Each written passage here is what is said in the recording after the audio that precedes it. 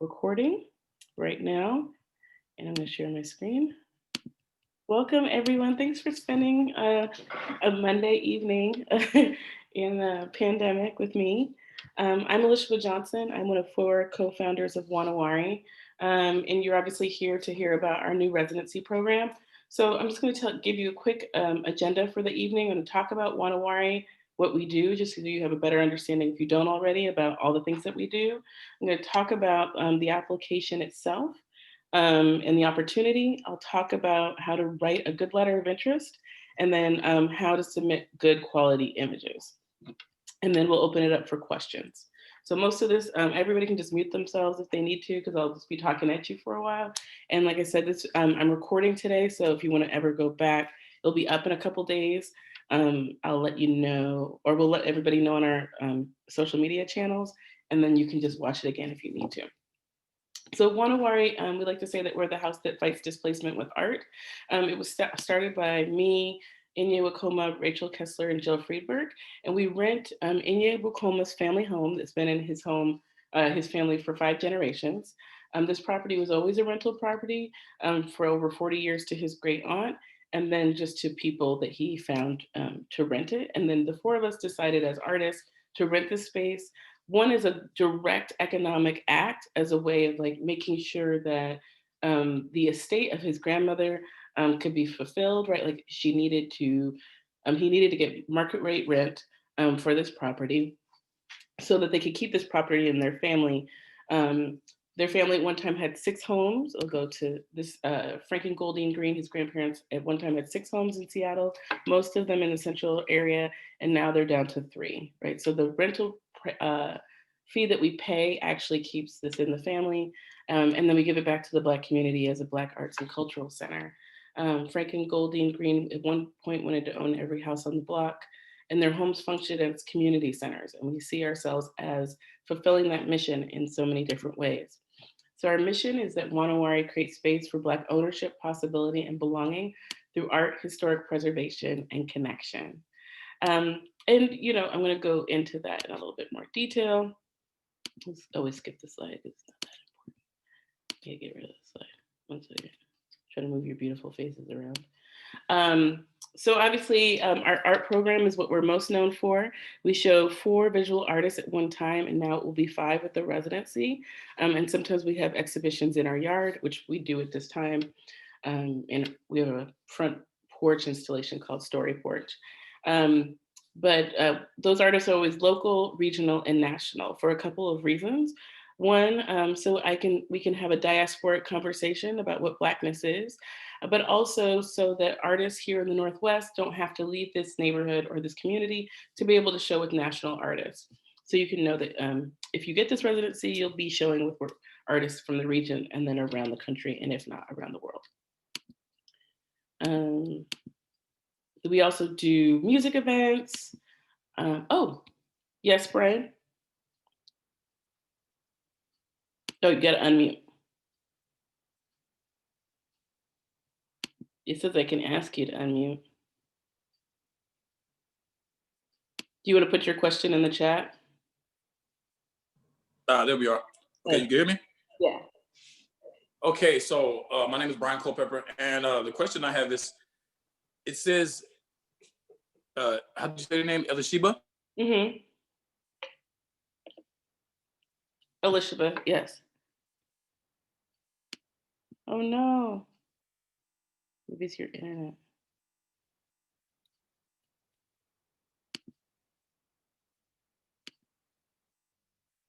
Let's see. Why don't you throw your question in the chat? Oh, okay, came back in. Okay.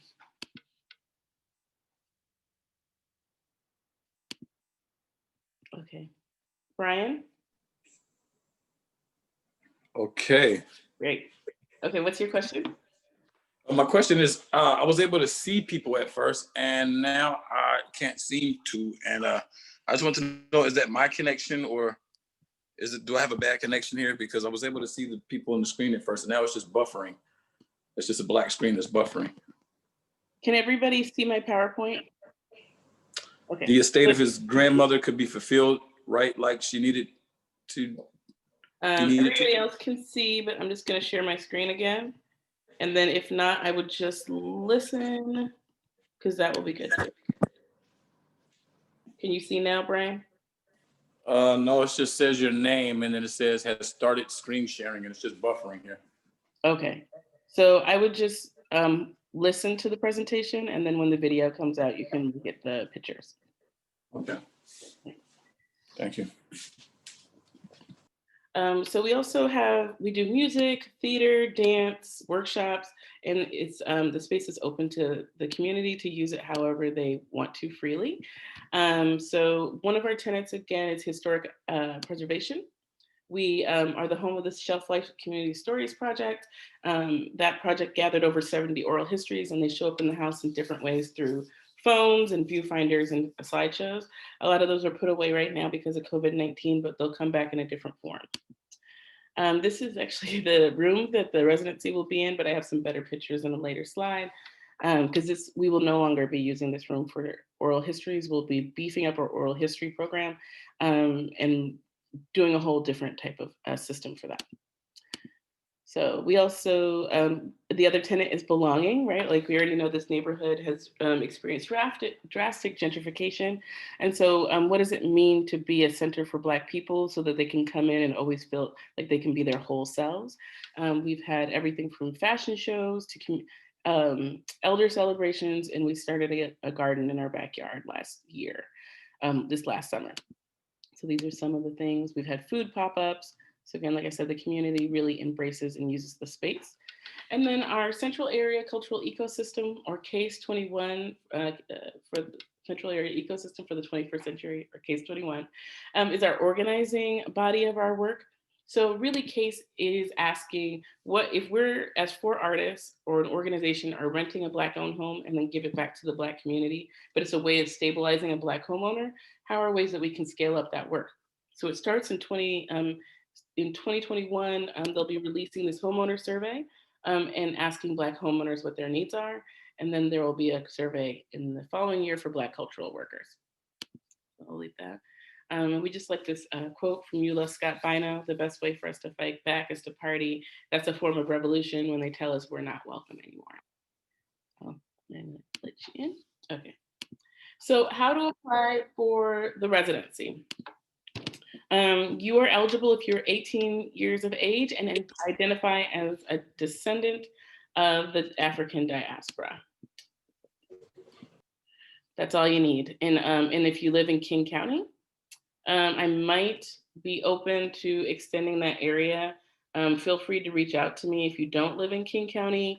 I probably will update it to add Pierce County. I just want to make sure that people can actually spend the 20 hours a week in the residency. So I'm just concerned about travel time. So that's the only reason why I put those stipulations on there. Each artist will receive a stipend of $2,000 for their 1-month residency. There's 3 residency dates or slots: March 2021, June 2021, and September 2021. And then after the residency is over, you'll work with me, the curator, and our art installer, who's a really incredible human, Ben Schreck, and we'll transform the space into an exhibition space. So if you've been to Wa Na Wari, then you already know that all of the rooms in the house are visual art exhibition spaces. So like I said, your studio space will turn into an exhibition space, and you'll have a 2-month-long exhibition. So I also put these dates up here because, like, kind of check your availability. I would say make sure that you're available for 2 out of 3 of these months. I'm going to do my best to give people the month who are selected the month that they want, but I can't promise that. So if you can only do June and you can't do any of the other months, that might be, that might be tricky. I can try and work with you, but I'm just saying, kind of hold those dates in your calendar. Obviously, the application will be due Monday, January 11th at 11:59. Oh, sorry, I gotta let people in. And then Monday, January 25th, artists will be selected or will be notified who received the residency. So you'll have a couple of months to be able to prepare your life, your work, et cetera, things you need like that before the first residency begins. So the requirements that you have to submit via Submittable are a letter of interest. Please provide a statement describing your interest in this particular residency and why working in the Wa Na Wari house would be beneficial to your career and artistic practice at this time. Please also include ideas about topics and inspiration for your work you would like to create at this time. So this is just your opportunity to kind of say like why you, why this opportunity. And we'll talk a little bit about how to craft a good letter of interest in a bit.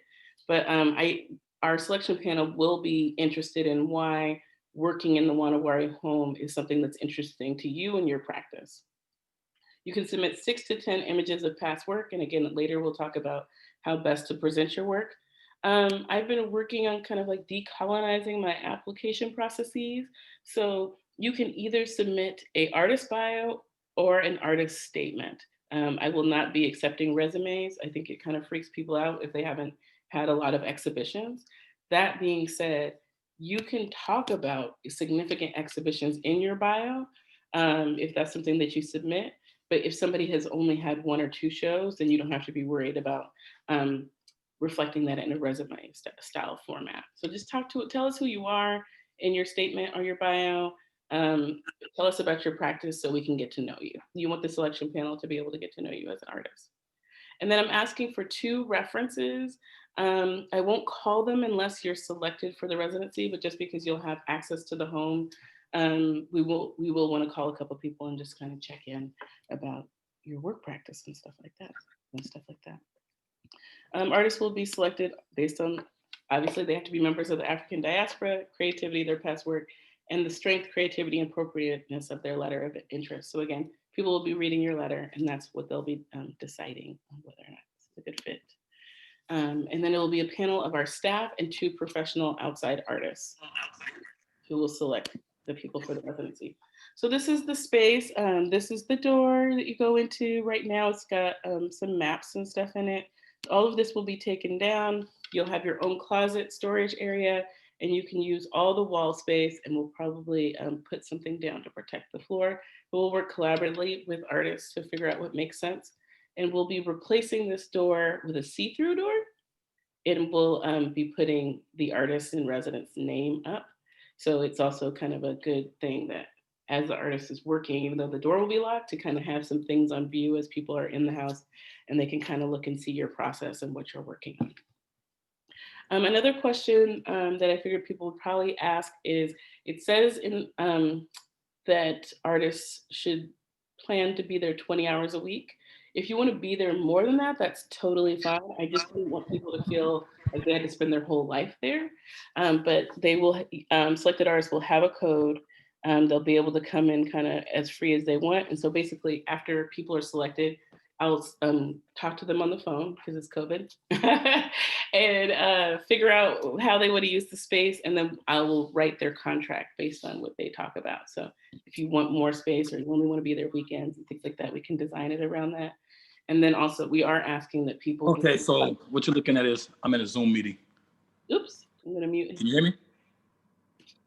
Hello. 1 second. Hello. I need to mute you, but Brian, sorry. And sorry, the other thing I wanted to say was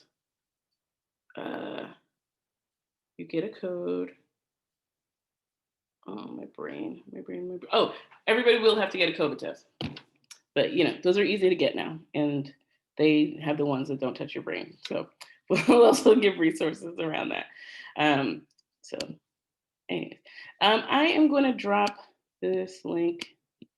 Oh, I can't copy it. I wanted to drop this link in the chat. Take a screenshot of this really quickly. When I worked at the Seattle Office of Arts and Culture, we worked on this best tips for applying for public art projects video. It's about 7 minutes long. I'm not gonna spend time going through it today because I wanna make sure I go through the rest of the information, but it's totally worthwhile and it's applicable to any type of art application that you apply to. So I recommend watching it. So here, how to write a letter of interest. So I'm going to give an example of, this is a letter of interest that me and my collaborator, Kristen Ramirez, wrote for a project that we did receive. We were selected to write the master plan for public art for Rapid Ride for culture. So I'm just gonna, I know this part might be boring, but it's but bear with me because it's important. So I'm going to read over a little bit of the background, and then you'll see how I got the information that I did to write my letter of interest. So For Culture and King County Metro have a long history of working together on public art projects. For many years, For Culture commissioned permanent art for integration in transit centers, parks and rides and bases. Since 2009, the focus has been on ephemeral art experiences, including a line-specific soundscape and mobile game, and an award-winning multilingual poetry program and development of world-renowned mural corridor. This Rapid Ride expansion public art plan is an opportunity for an artist or team to consider past approaches, as well as new ones to develop a broad range of art opportunities, excuse me. So then they also detail how the region is experiencing unprecedented population growth to meet the ever-changing demand for high-quality transit. They're expanding. They go into what they want the artists to do. So analyze opportunities, work closely with staff. And then I'm going to jump into what I wrote. So this is a good example. Actually, let me go back. So to save time, this part of the presentation is just good for any application you ever do, just so you know. So what I do to save time is I have some boilerplate text about who I am and who I am as an artist. And I use that with every single letter of interest that I submit. And then I write about a paragraph to 2 paragraphs that are specific to the scope of work or to the call. And that's what this is. And then I think I have the next slide. Yeah, I'll show you that's my boilerplate text. So the Rapid Ride expansion is coming at a critical time in our region. We're feeling the pressures of growing rapidly without having a robust transit system in place to manage our new population. Transit justice is important as people are displaced from the city center and are moving all over the county. This is especially important as many of our displaced residents are people from communities of color. Rapid Ride is vitally important to transforming everyone's commute, from our youth going to school to our elders running errands. Reliable and convenient transit options are part of equitable transit planning. This is an exciting moment to imagine how art can transform bus riders' lives. Johnson and Ramirez both have unique skills that we'd like to employ for this opportunity. Johnson has worked on the Poetry Buses program from 2016 to 2018 and is a passionate poet. Johnson understands intimately how the program can evolve to meet the increased transit options rolling out. And Ramirez has been the artist in residence for SDOT for 4 years and understands the challenges and opportunities of placing art experiences in transit environments. Sorry, I'm tripping all over my words. But anyways, this is 10 sentences. That's it. And you can see that I've talked about marginalized communities. I talked about what we bring to the table. I talk about their goals and my goals, right? So like, I say that to say like, you do not have to spend a lot of time talking about it, but you just want to get the point across that you care, right? So for this opportunity, obviously, you're going to talk about why Wa Na Wari, why working in a place, right? Like, you can think about our mission and how that like connects to your work or who you are. Or maybe you just want to work in a historically Black owned neighborhood. You want to walk around the neighborhood, get a feel for it. There's work that there might be particular reasons why working in the Central District at this time is really important to your practice. Those are the things that you want to say, but you don't have to spend a lot of time saying it. And then this is just some text that we have developed over the last couple of years of working together. Talking about us being artists and project managers, what our beliefs are about the public realm. So this is where you could kind of put some language like, you're a painter and you like to look at work on abstraction, or you like representing Black bodies, whatever it is that you want to get to know about people. And like I said, if you're applying for things, I recommend just having this boilerplate text so you can just pop it in, it saves you time. And then you're only writing that specific part that's to this specific call. So tips on submitting slides. My friend Blake Haygood put this together, so I always credit him. And I think it's always been a really good example because it's all of the works in the good, bad submission and good submission are his artworks. So it gives you an example of how you can actually just change the way you submit your work. Like you don't need to change your art, if that makes any sense. So here's a good example of not a good submission. People a lot of the times think, oh, I only have 8 slides, so I'm going to put 4 artworks in 1 slide. Don't do that. And I'm going to explain why. In a selection panel, when we show your images, it's for 1 second. It's just like that. So as you can see, it's hard. If you were on the selection panel right now, you would be like, what is this? right? Especially this. So an example, I'm like, is this sculpture? Is this a photograph? It's kind of hard to tell next to this painting. It's hard to understand who this person is as an artist. You're gonna hear me say that a lot. You want the panel to understand who you are as an artist. Um, Even though there's, so that's one example. Here, again, like if you're gonna put a border around your artwork, make sure you put it on around all of your artworks and it's consistent, that the sizing is the same. Otherwise, again, it's very confusing to the eye.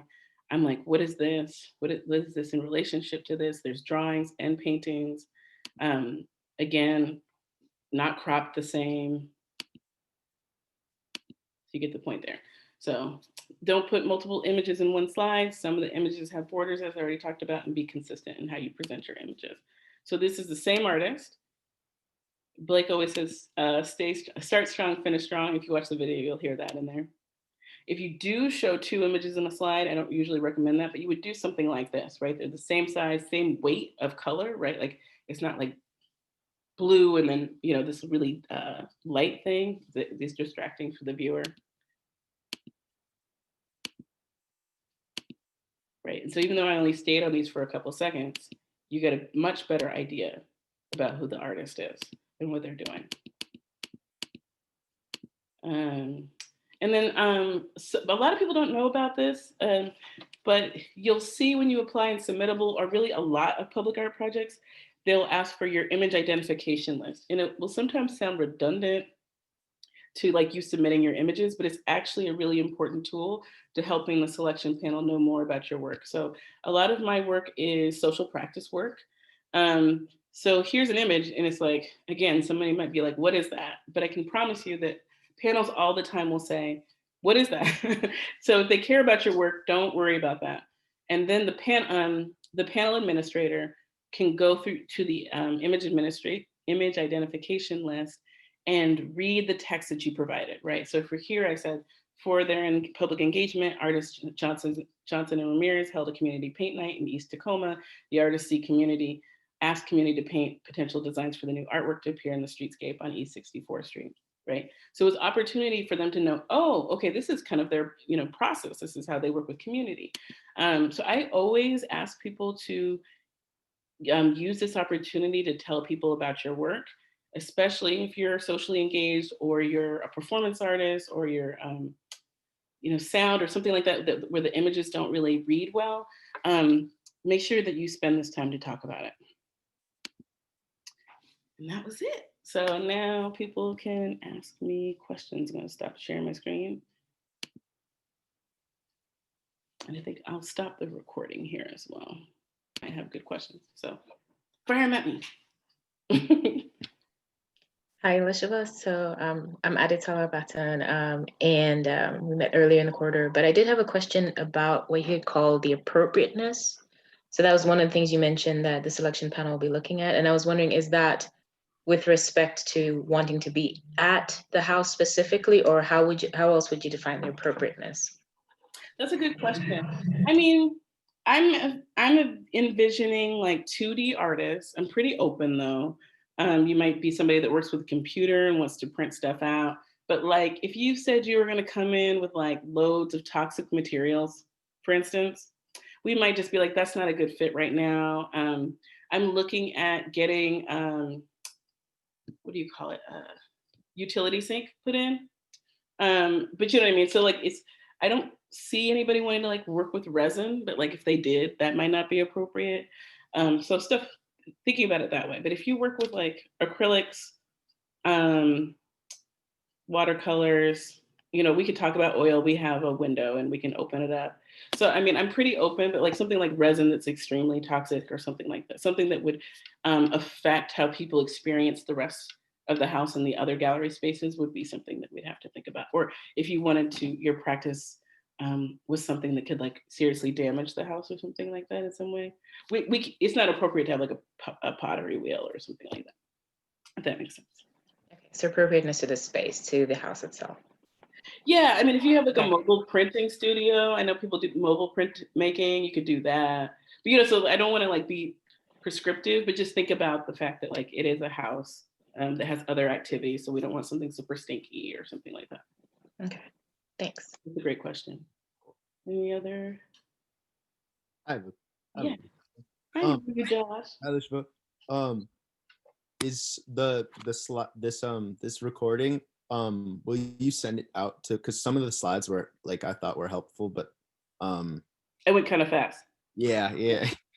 Also with like the appropriateness of if you were like gonna like maybe like use music or like incorporate like music like if I like would that be like That's bring totally great. Yeah. And that's where what I was said, and some people I know came in a little bit later, but I said like the 3 artists that are selected, what my plan is we'll have like a phone talk and then I'll write their contract. So if you're a music artist or you're going to be doing a lot of music based stuff, we'll just talk about like you not playing loud stuff yeah. after 11 o'clock or something like that. So that would be the type of stuff that I would put into your agreement before you got into the space. Okay. But that's totally great. That's great. Okay, I have a question. Yeah. Yes. Okay, so I do something called illustratios, Japanese animation and graffiti, and I usually work on 11 by 17 Bristol paper. Although I could do all mediums, I want to know what is required for the project and what is required. Are we going to be decorating walls, homes, floors, or like ceilings, or can it be a thing where I can frame my pieces and put them in 11 by 17? Because I can go large or I can go smaller, but I'm usually comfortable with working from 11 by 17. 11 by 17 is fine. There are 2 large walls in that space for exhibition. And like I said,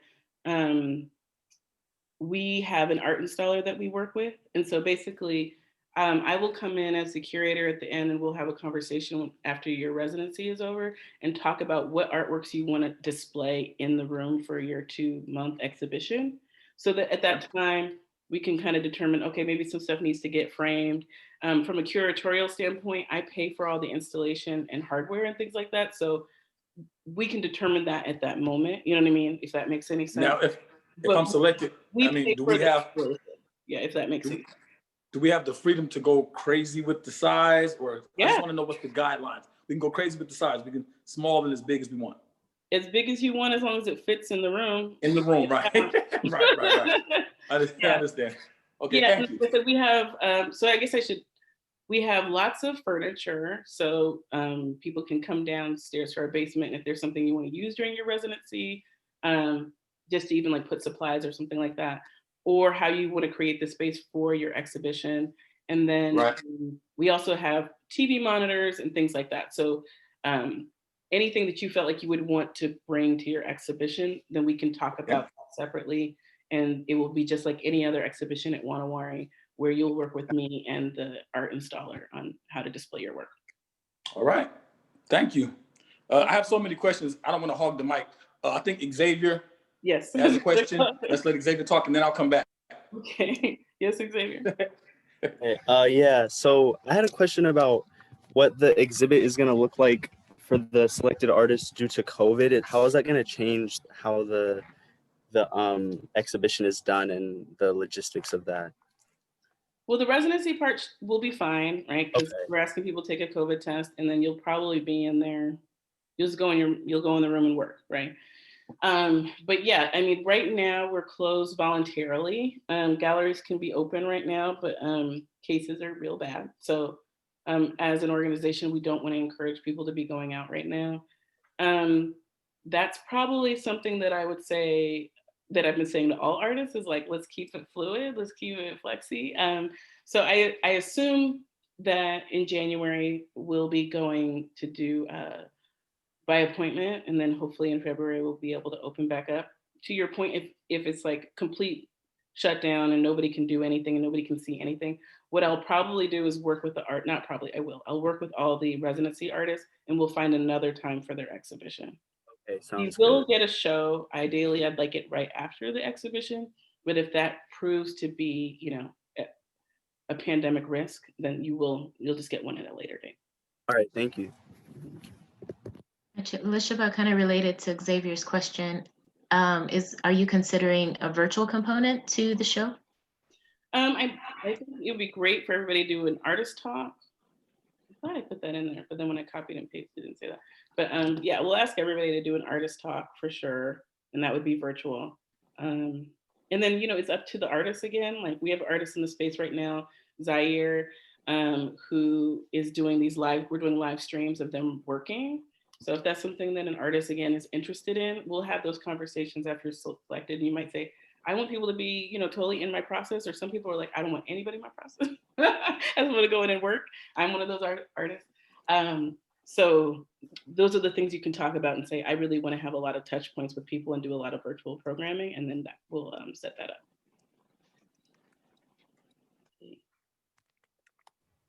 And then Eve, I'm taping this, so I'll just send it to you. You look good. Brian, you got another question? They slowed down. Oh, you're still muted. No, yes. Okay, yeah, I had to mute it because I was just trying to.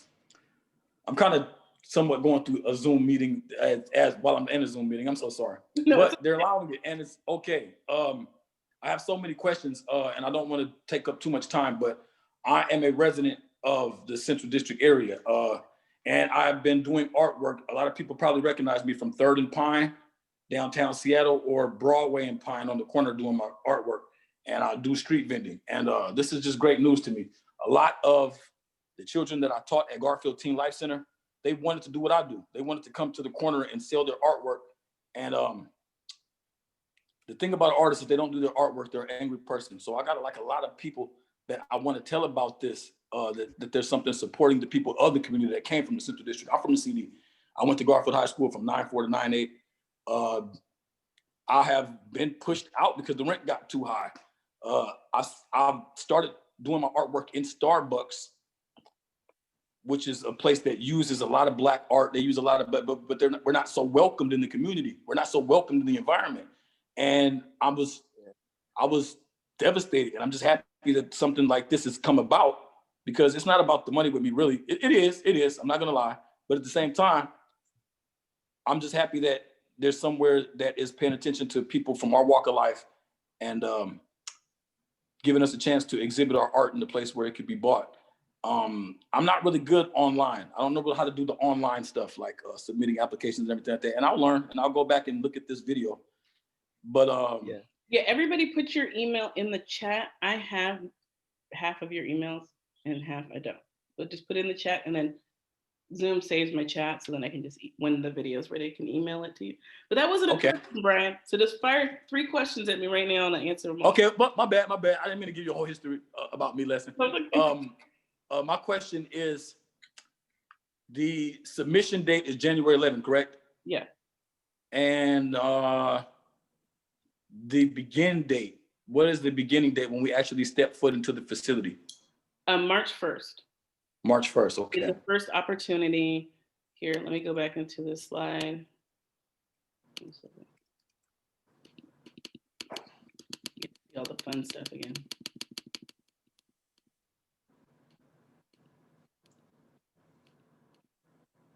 Right, so there's March with an exhibition of April through May. And like I said, these might have to change due to COVID, like people already mentioned. June and September. So like I said, try and keep your availability open, because I'll try and give you first choice, but I might have to do some mixing around based on who's selected. And so like I said, we'll be informing these selected artists on January 25th. People who didn't get it will probably get informed a little bit after that, because I'll probably have like some alternates and things like that, and just want to make sure that everybody can get under contract. And because if they fall through, I want to be able to go back to somebody else on the list. Okay. And then you said 3 questions. I'm going to save my 1 question, my 3rd question. I'm going to save it for later just in case anything else comes up. Okay. Thank you so much. And how do you pronounce your name? Elishiba. Elishiba. Yeah. All right. Thank you, Elishiba. Thanks. I think that, okay. I was going through that again, but yeah. So in that time, like I said, I'll be the selected artist. We'll do that phone call. We'll figure out what they want to do. I'll write their contract. They'll get under contract. They'll get their first payment. And then they'll start their residency, whether it's in March, June, or September. Any other questions? I had a quick question. I wanted to know if there's like an evaluation on the like on the production of the work or anything? Oh no. No. Okay, okay. Yeah. No, I mean, to be honest, like this is just an opportunity. Like we really want to give people space to create. And like I think everybody on this call could say it's hard to just find space or time to make your art. And so when people have residencies, they're like, wow, I have this thing that's pushing me to create. I mean, we want to show some work, but that's where I said, like, if you just experimented the whole month and you don't like anything, like when I come in for that review of like what's your exhibition gonna be, like maybe we decide to pull some past work. Like that. And so that's what I'm kind of talking about them separately in the sense that like um I don't want people to feel like, oh my God, I gotta make something that then will be in an exhibition. Um, I don't feel pressured like that. You could show past work. Maybe we're just really creative about what we put in the space. Maybe it is a documentation of your process. And so that's why I said I'll come in and then we'll really talk about how do you want the community to know what you were doing. How do you want to express that? Is that is that helpful? Thank you. Yeah. Yeah. And I know $2,000 isn't a lot, but that it's our first year, and I think I mean, it's better something, you know. it's better than nothing. Liz, and excuse me if you've already said this, but so there's 3 artists and then there's these 3 dates. Do people have a choice of the dates or okay? Yeah, so basically I was saying like kind of hold your calendar a little bit, or like I'm going to do my best to give people what they want, right? So if somebody says like I can only do it in June, that might be hard for me, but it might also work out because everybody else might not want to do June. So I just want people to know the dates up front, and then if it works out, like that, there's just a conflict. I just want there to be flexibility. So hopefully most people who apply can do 2 of the 3 or something like that. Great. All right, well, I'm gonna let all of you go back to your lives.